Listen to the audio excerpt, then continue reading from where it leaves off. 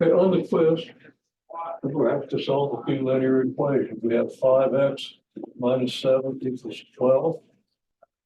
Solve this equation. We're going to want to have the x's on this side. Of course, x is already there, but we want everything else on the other side. Any term that doesn't have an x in it goes to the other side. Well, in order to make that happen,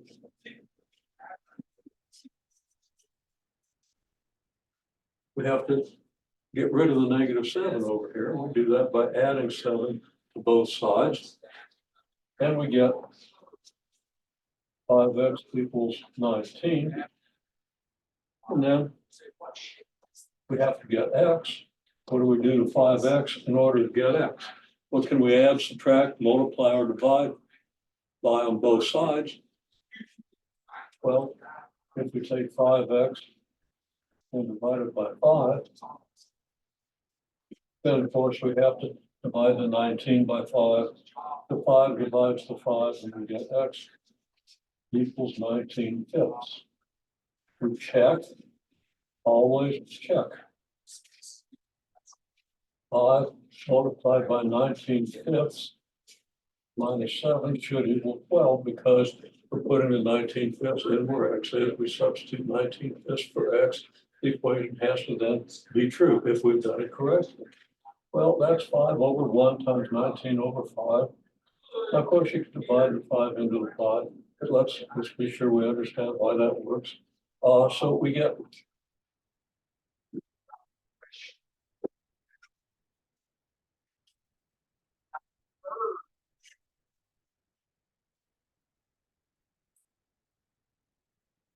we can switch these two denominators here because what do? When we multiply fractions, we multiply the 5 by the 19 and the 1 by the 5.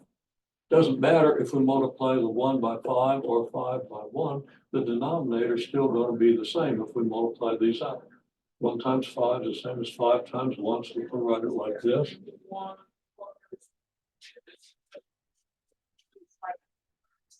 And then, of course, 5 over 5 is 1, and 1 times 19 over 1 is 19. Get 19 minus 7 equals 12, or 12 equals 12. And we check. So we have the correct solution. You got any correct solution and haven't checked,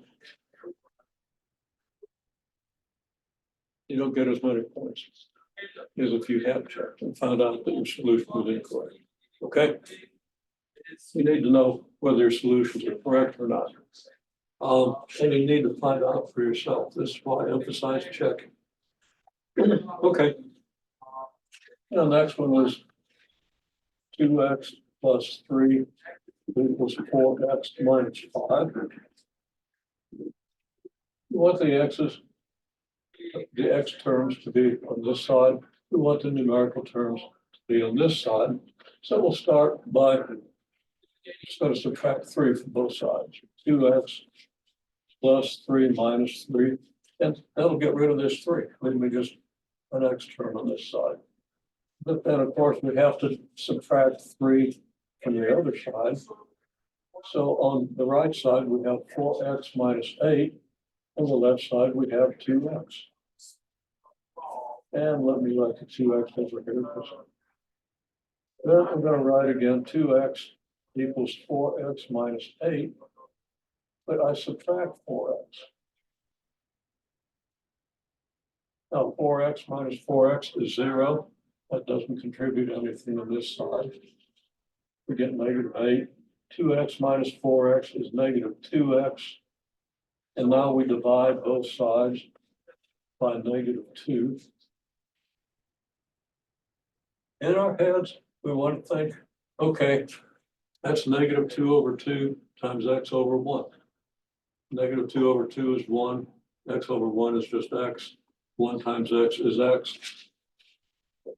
Just to make sure we're doing this step right, we get x equals 4. We check. Substituting x equals 4 in here, as you see me do another time. We do 2 times 4 plus 3 equals 4 times 4 minus 5. 2 times 4 is 8. 4 times 4 is 16. And that's 5, not 15. 8 plus 3 is 11. 16 minus 5 is 11. And that checks. So we know that when x equals 4, this is a true equation. Okay. The next equation is a little more involved. But the only real difference is you're going to have to use a little distributive law. So let's be sure we know to do that. We have 2 times the quantity, 3x plus 5 equals 4 times the quantity. You know what? I don't have enough board space to do that one. I'm going to come back and do it on a fresh board. I can do the last problem of this quiz in the space I have, so I'm going to go ahead and skip to that. We got x over 8 plus 5 over 6 equals 2/3.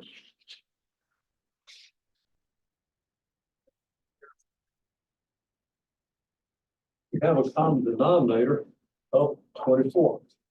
Now I've been over how to do common denominator with prime factorization. You need to review that if you don't know how to do it, or see what Open Math has to tell you. They tell you the same thing I did, okay? Whichever does better for you. You have to know how to find a common denominator. Now, sometimes you can find it in your head. You can just take multiples of 8. Okay. 2 8 is 16. 6 doesn't divide 16. And neither does 3. 3 8 is 24. 6 divides 24. 3 divides 24. So you get 24.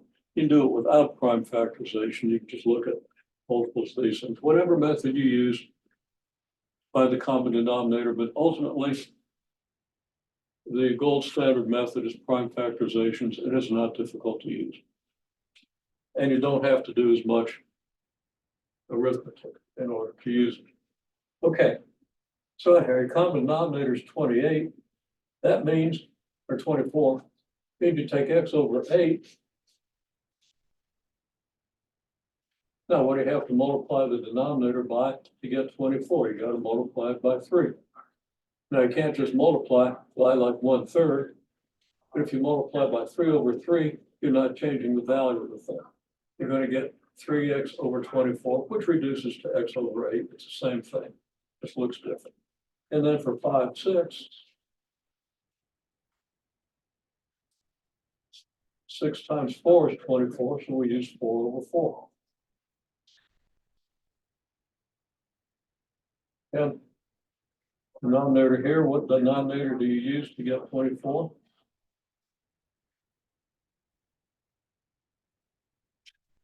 I'm doing exactly what I tell you not to do.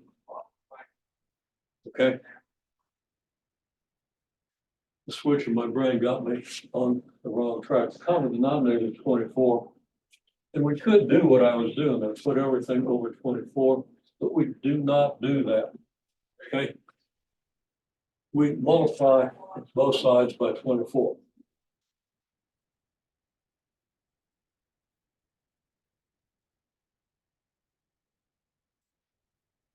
Which is my whole point in giving you this problem. Finding a common denominator and all that stuff I was doing, it would work, but you'd have to be careful and it would be error prone. So we multiply by 24. Multiply this side by 24, the whole side, we put the whole side in parentheses. So we multiply the whole side by 24. Then we multiply 24 by 2/3. So, okay, well, that gives us, I'm going to write it this way. It's 24 times x over 8 plus 24 times 5 over 6. And I'm going to write over here 24 over 1 times 2 over 3. And I'm going to put the 24th over 1 here, just because people are not comfortable with fractions. If we don't have the 1 there, many people, I don't know if anybody here, but many people will get confused, so I'm gonna do that. Okay. Then we could rewrite this as 24/8 times x/1. And if we do that, we get 3x. And we can just think of dividing the 8 into the 24. So everything's multiplied. We can divide any denominator into any factor of the denominator into any factor of the numerator. 8's one of the things that's multiplied together to give you the denominator. So it's a factor of the denominator. 24 is one of the things that's multiplied to give you a numerator. It's a factor of the numerator. So we can divide a factor of the denominator into a factor of the numerator. Yeah, the numerator. 8 goes into 24 3 times. 6 goes into 24 4 times. We get 4 times 5. 3 goes into 24 8 times. We get 8 times 2.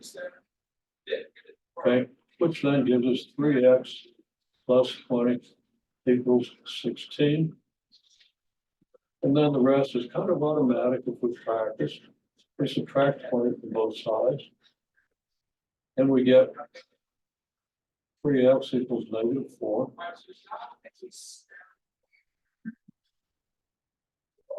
Then we divide both sides by 3. And we get x equals -4/3. I don't have room to do the check, but you should run the check into the equation. Okay, if I check, I'm going to get -4/24. Be careful here. Plus 10/24. -4 is 6. And -4, -10, -4. Okay, I'm doing something wrong in my head. But anyhow.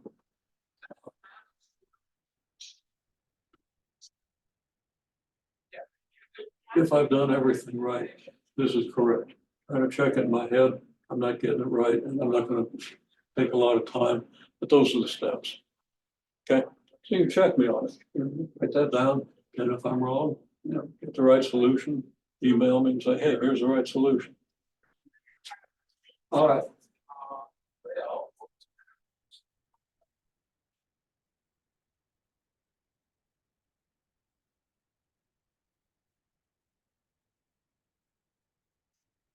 Checks here. And I think this follows directly from this, so I'm still not sure why. My mental check didn't work. Except it's solidified. That's something backwards. Okay. Now, the problem I didn't have room to do on the other board was 2 times the quantity of 3x plus 5 equals 4 times 5x minus 6 plus 8. Now, observe, nobody got to this one or the last one. Okay. Some did okay on 1 or 2 of the earlier ones with the right steps and everything. So, if you're not getting it, you got to practice it more. You just got to practice it. Okay, anyhow, we multiply this out, we get 2 times 3x plus 2 times 5. Using the distributive law, 2 multiplies each term inside the parentheses, or multiplies each term inside the parentheses. We have 4 times 5x and minus 4 times 6 plus 8. And then these are easy to multiply. We get 6x plus 10 equals 20x minus 24 plus 8. Then minus 24 plus 8 is minus 16. Still have our 6x plus 10 here. And now we're down to an equation with just a single x term and a single numerical term on each side. And we do what we usually do. We're going to subtract 10 from both sides.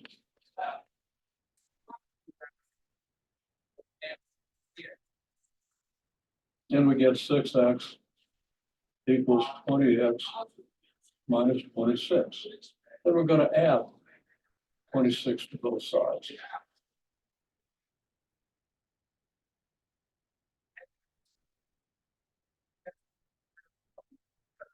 No, we're not.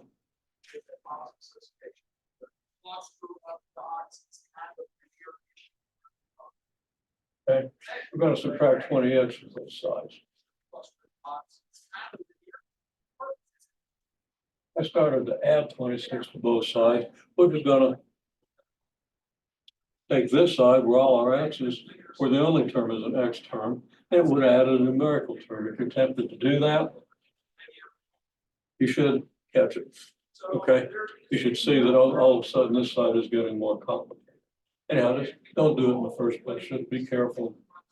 Keep your mind on what you're doing. Okay, 20x minus 26. We subtract 20x, and then we won't have any more x's on this side. Of course, we've got to subtract 20x on this side. Gives us negative 14x equals negative 6. And then negative 14x over negative 14 equals negative 26 over negative 14. So x equals plus 26 over 14 because a negative divided by negative is positive. And that reduces to 13/7. If you don't see how that reduces, go back and practice fractions. That's all there is to it. We have to be able to do the fractions. And we need to spend time here looking at things besides stuff we've looked at in some detail in the past, like adding fractions and multiplying fractions. Okay, so we need to be able to move smoothly through problems of this nature. Okay. So that's pretty much summarizes the main things you need to know about solving linear equations. Okay, you'd always be able to solve equations of that nature, and you'll need to in your pre-calculus class. Okay, now we have direct proportionality and inverse proportionality. So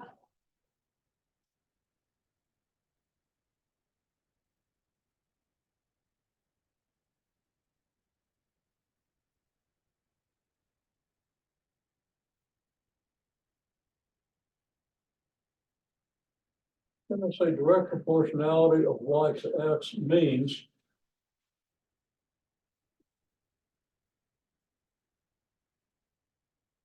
y equals kx.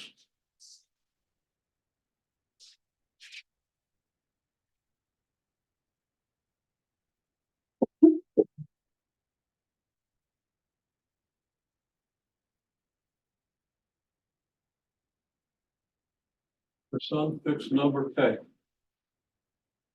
So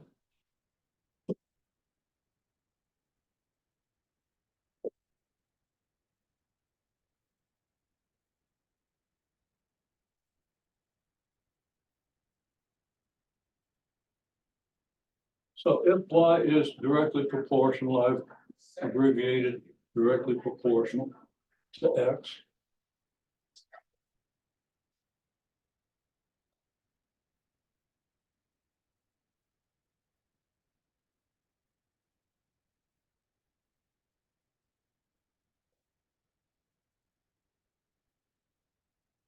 If y equals 8 when x equals 2, then what is the value?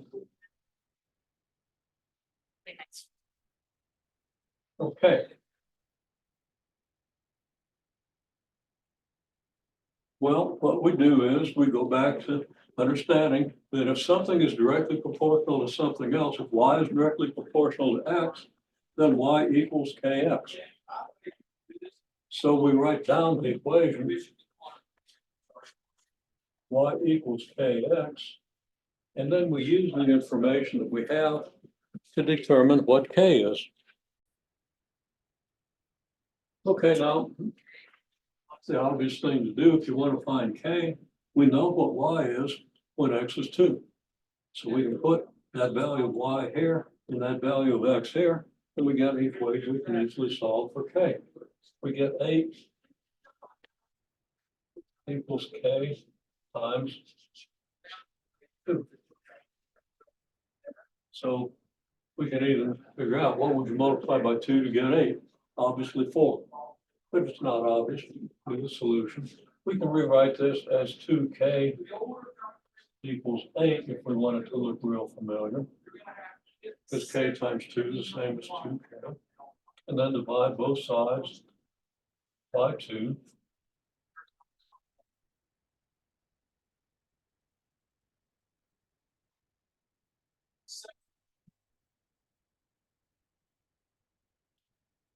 Which gives us K equals 4.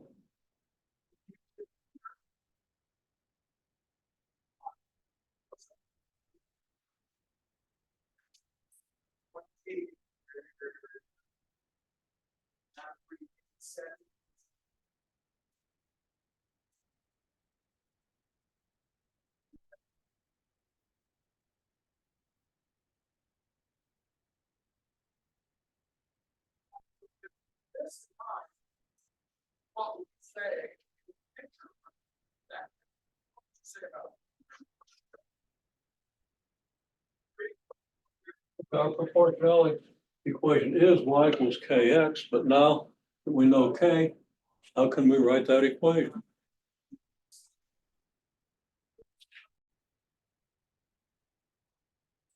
Okay, now what you could do is you could put 8 and 2 in here and then put in 4 for k. Of course, you just end up pretty much with what you've already had, what you've already got. But what we actually do is we write the equation and we just substitute our value of k. Okay. So now we know that y equals 4x for this direct proportionality.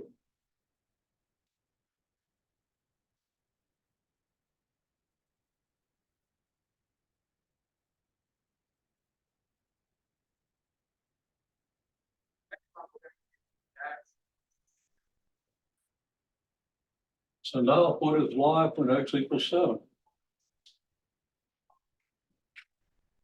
Well,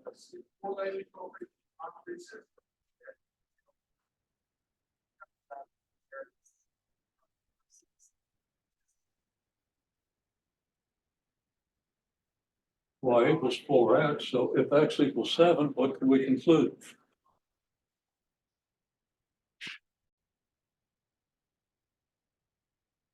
Well, if x equals 7 and y equals 4x, then we can replace x by 7. And we get y equals 4 times 7. And we can multiply that out. It's 28. So that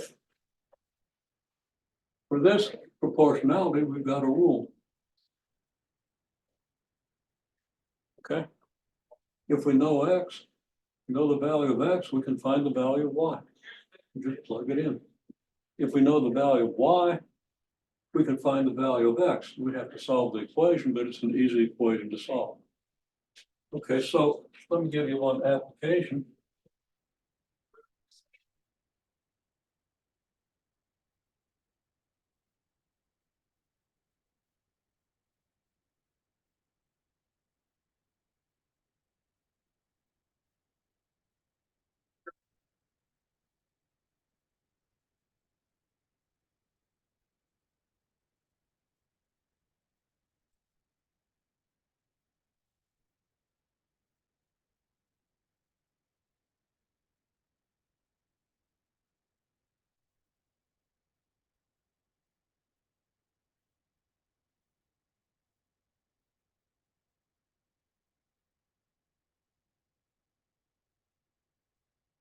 The distance we move at a constant speed is directly proportional to the time we've been moving.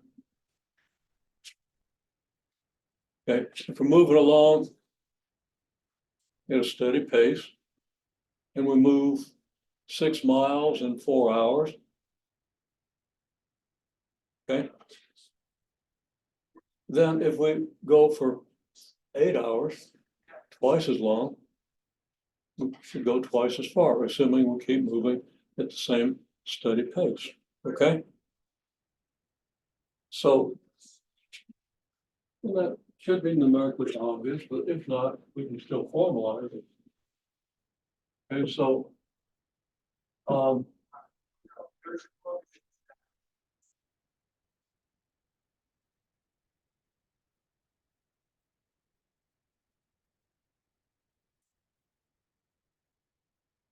y equals distance, x equals time.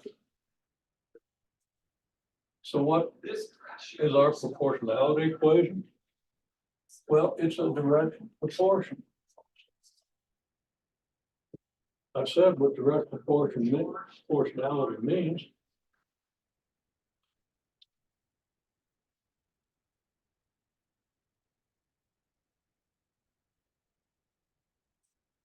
Since it's a direct proportionality, we can automatically write y equals kx because it's a direct proportionality.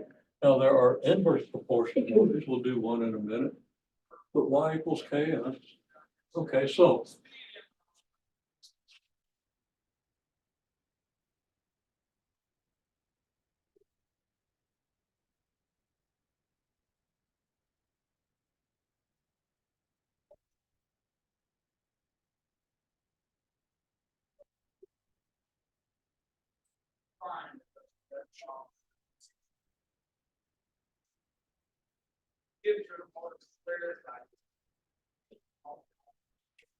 y equals 10 when x equals 3. What is our equation? Now, that's just like what I said here. So y equals 8 when x equals 2, we found that the equation was y equals 4x. And we went through the process. We wrote down y equals kx. We plugged some numbers in and we solved for k. Once we solved for k, and we replaced k with whatever that number was.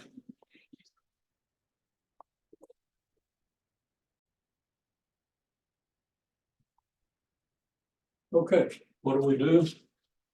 We write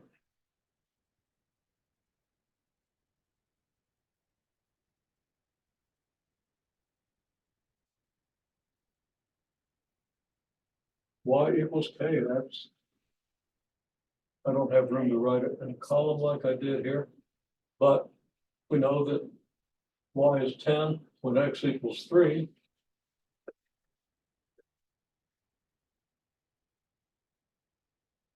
And I'm not going to do the details of solving the equation, but you simply have to master. We get k equals 10/3.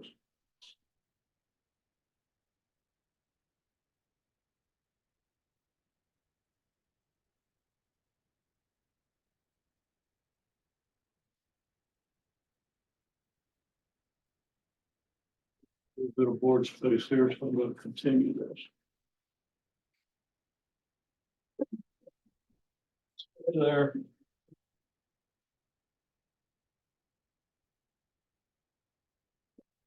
Almost convincing to say. Okay, so I can write this out in the other form. Okay.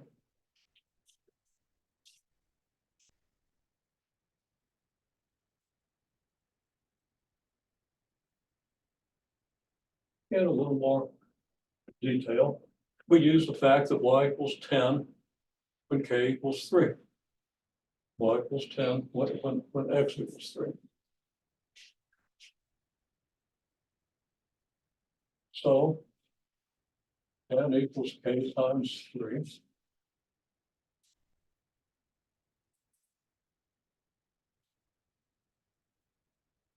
Three k equals 10. 3k over 3 equals 10 over 3. So that k equals 10 over 3.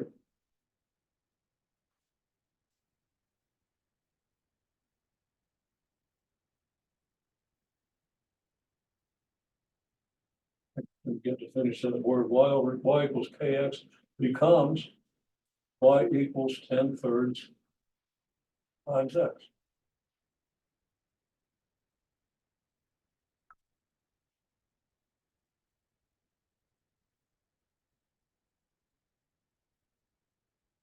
Now, if x equals 6,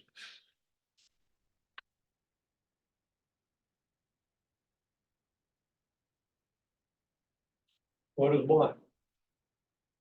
Work that one out for me.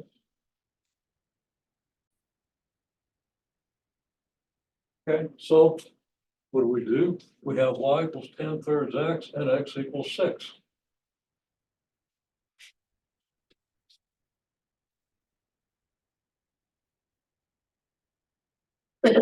What's 10 thirds of 6? Well, the 3 can divide the 6 and give us 2, multiply by 10 and give us 20. Make sure you understand that. What's this say?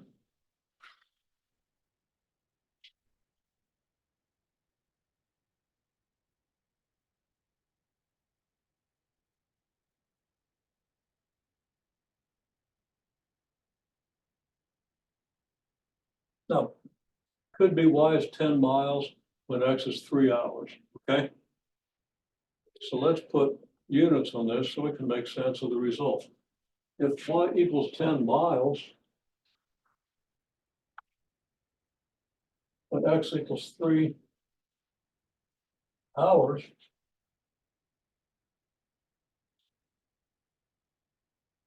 now this is saying if x equals 6, that means we've gone for 6 hours.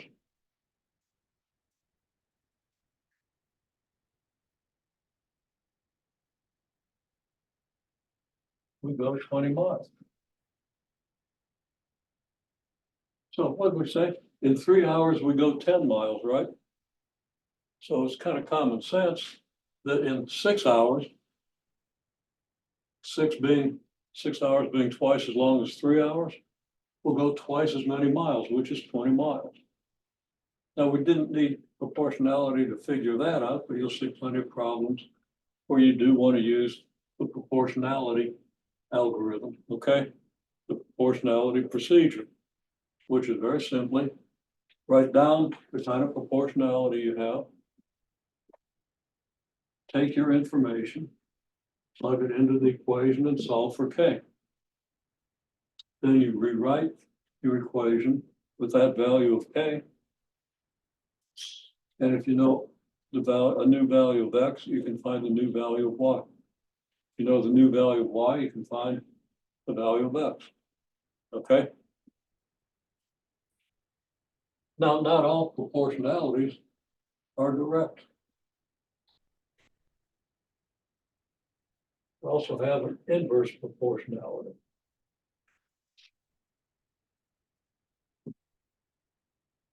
Let's do this.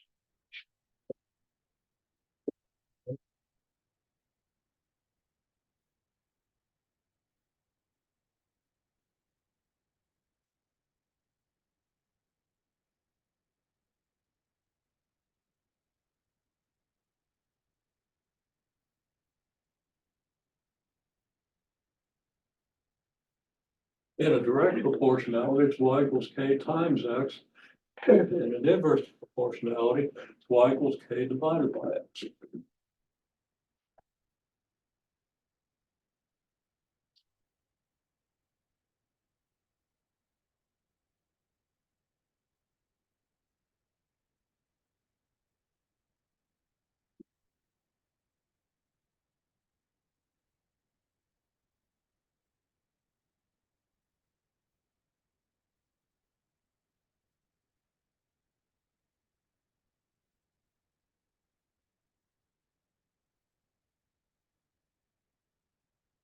If y equals 60, when x equals 5,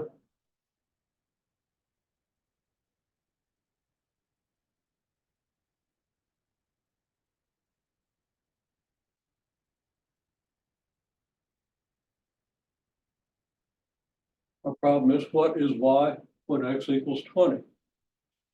Now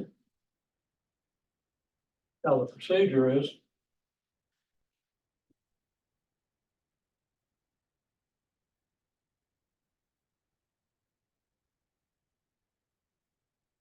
write down the proportionality equation.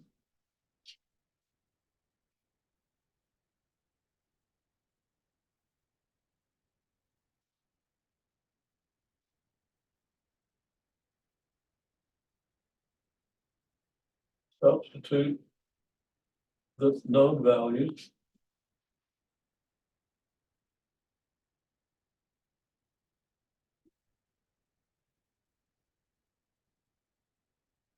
Of X and Y.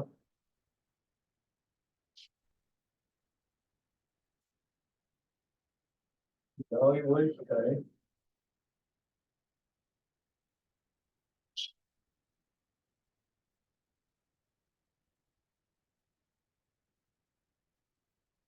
Substitute K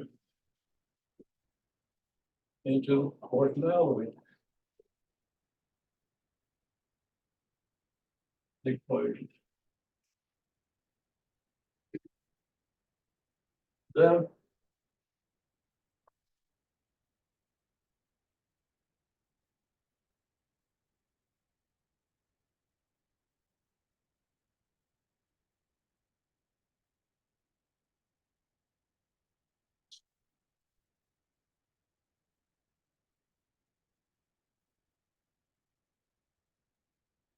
answer the question. Question is, what is y when x equals 20? Forget about the question and use your given information in the proportionality equation to find K. See if you can do that.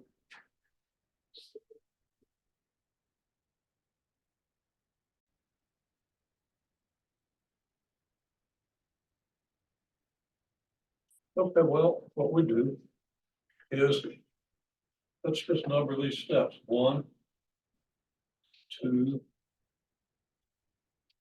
3, 4, 5. Okay, step 1. Proportionality equation is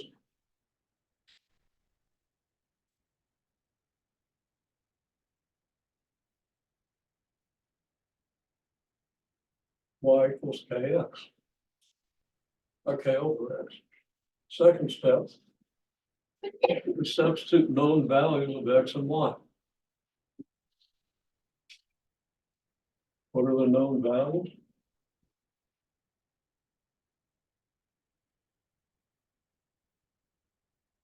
X equals 5, y equals 60.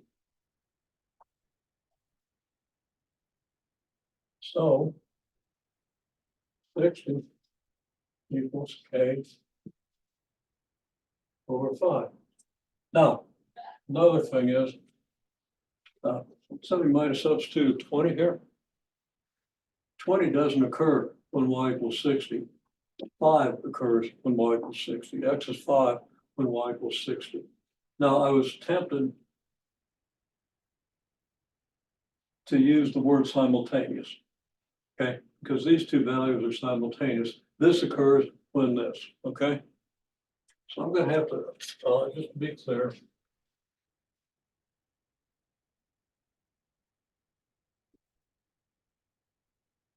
known simultaneous values. This is very important. Okay. X equals 20 isn't really a known value. It's a value you want to find out about. What's known is that X is 5 and Y is 60. Okay, does that make sense? So it's going to be 60 equals K over 5. Well, we solve that for K.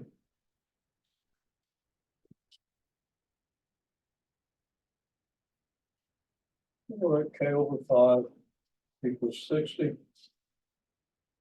And then 5 times K over 5 equals 5 times 60. All right, this is 5 over 1 if we need to. It is clear that the 5 in the denominator is one of the things that you multiply to get the denominator. So it's a factor of the denominator. 5 in the numerator is one of the things you multiply to get the numerator. So it's going to be a factor of the numerator. So you can divide 5 into 5 and you just end up with K. 5 times 60 is 300. Okay, so third. Well, that's actually. Okay, well, this is step 2.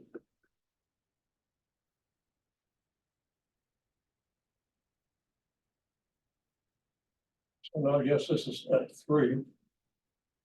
We solve for K. Step 4.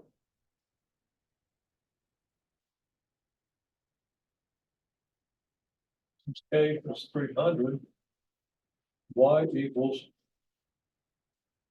300 divided by X. Now, how do we use this to answer the question, what is Y when X equals 20? Here's your question, what is Y when X equals 20? You don't even look at the rest of the question.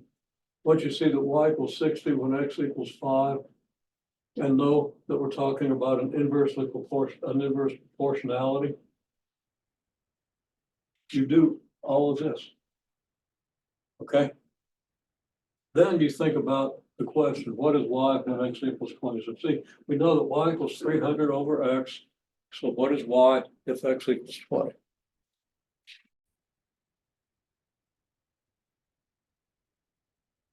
Step 5.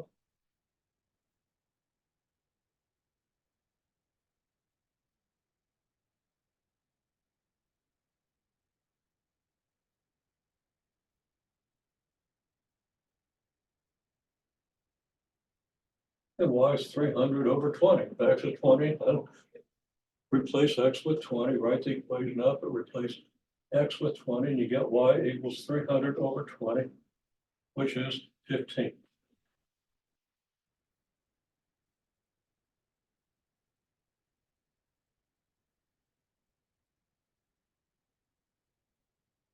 Now let me put an interpretation of this.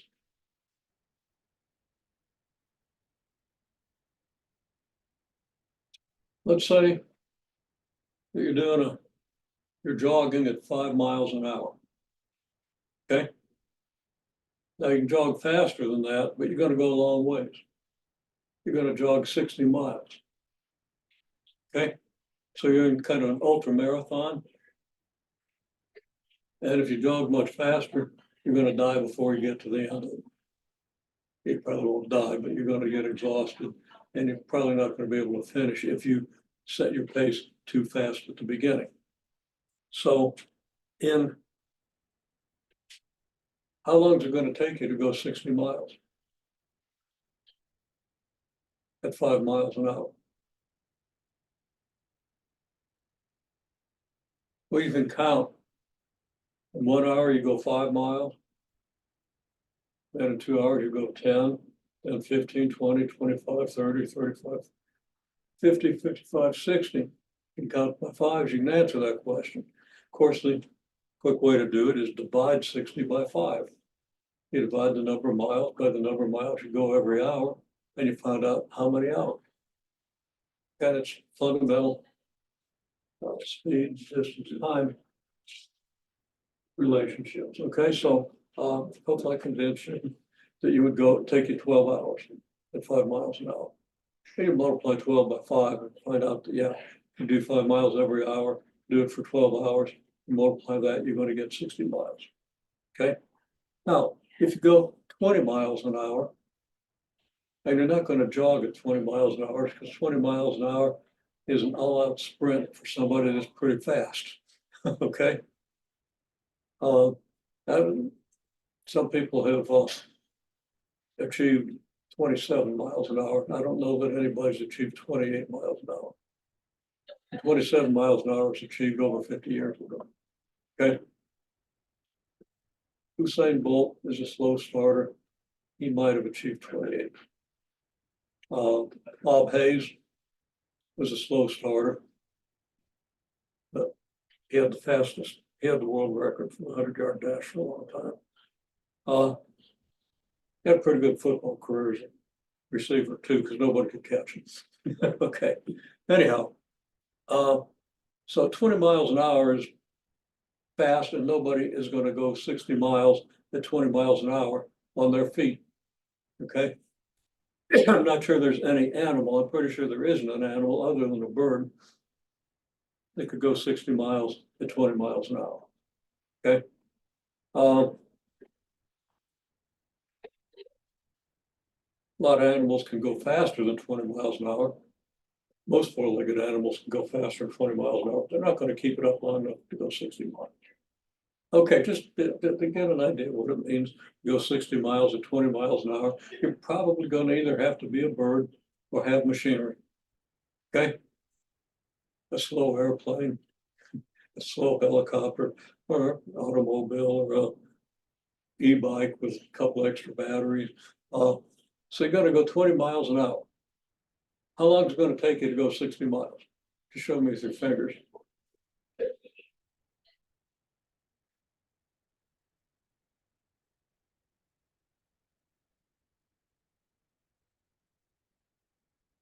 How far do you go in 1 hour? You go 20 miles, right? How far in 2 hours?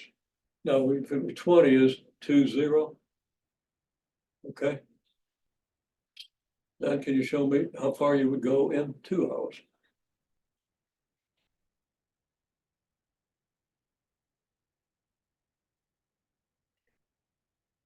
Can you figure it out with a calculator?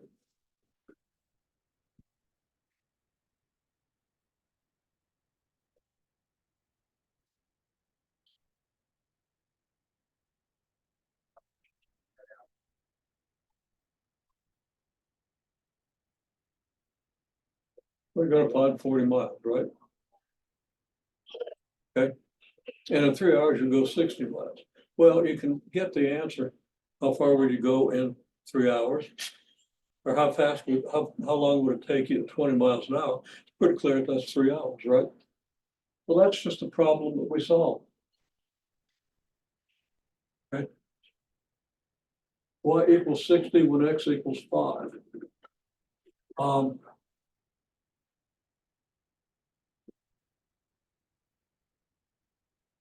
Actually, I said it wrong.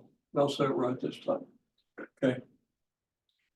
Let's say you go 60 miles in 5 hours. And how far are you going each hour? You divide 60 by 5, it's 12, right? That's still wrong. What am I?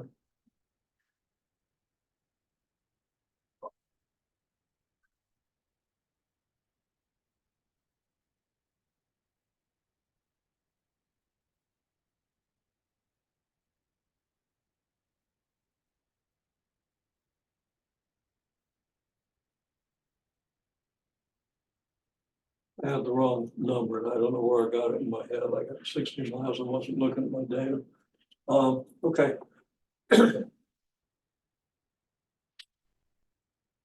Let's say that X is 5 miles an hour, okay? And Y is 60 hours. How far would you go in 60 hours at 5 miles an hour?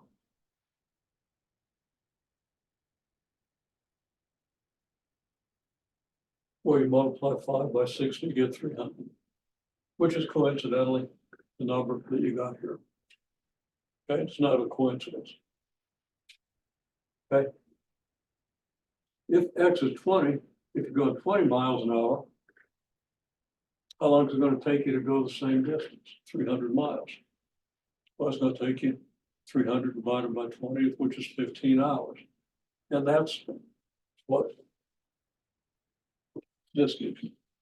Okay. Got hung up on doing some simple arithmetic that's given us trouble. And I lost track of exactly what the interpretation of this problem was. And I should have written it down, okay? So if Y is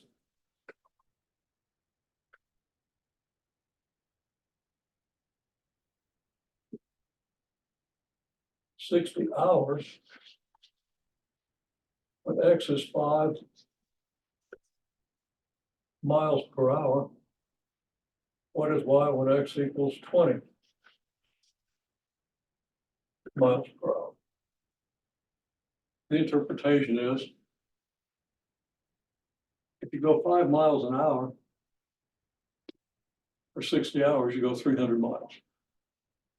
If you divide that by 20 miles per hour, you get 15 hours. Okay.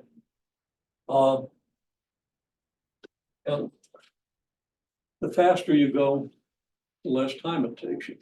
So if X is your speed and y is the time to go 300 miles, then the faster you go, the less time it takes you. Instead of 60 hours at 5 miles an hour, you get the same distance by going for 15 hours at 20 miles an hour. Okay, I kind of garbled that when I went to the wrong example, but there's an interpretation. And it's an inverse proportion because X is your speed. Okay. And the faster you go, and Y is the time it takes you, the greater your speed, the less time. That's why it's an inverse proportion. The bigger X gets, the smaller Y gets. Okay, well, you're going to get some examples in the open math assignment. This is the mechanics. Now, you also have variation, proportionality to the square, inverse proportionality to the square and stuff. If you understand these two, it's a jumping off place for understanding the others. One thing I'll tell you about the assignment is the first problem you ought to be able to do. Okay. Then there are a few problems that are applications. You might want to skip those if you don't know what to do and go down and do some more mechanics. Okay. I've got those, you know, and I need to reorder that assignment, but some people have started it, so it's too late to do that. So like, I think about problems 2 through 5 or something like that. Really should be at the end. So I would save those for later. Okay. Well, that's it for today.